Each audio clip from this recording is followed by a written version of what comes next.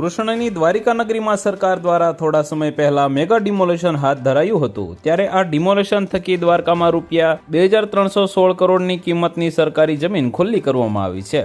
દ્વારકા જિલ્લા વહીવટીતંત્ર દ્વારા મેગા ડિમોલેશન ઝુંબેશ ચલાવી 2316 કરોડથી વધુ કિંમતની જગ્યા ખુલ્લી કરવામાં આવી છે.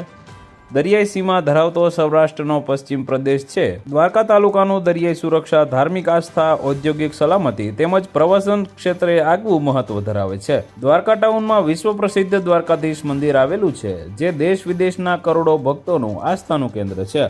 આ ઉપરાંત દ્વારકા તાલુકામાં જ્યોતિર્લિંગ શ્રી નાગેશ્વર જ્યોતિર્લિંગ મંદિર, રૂક્ષ્મણી મંદિર, ગોપી તળાવ, બેટ દ્વારકા ખાતે શ્રી દ્વારકાધીશ મંદિર તથા ભીમરાણા શ્રી મોગલ માતાજીના મંદિર જેવા અનેક પ્રસિદ્ધ ધાર્મિક સ્થળો આવેલા છે.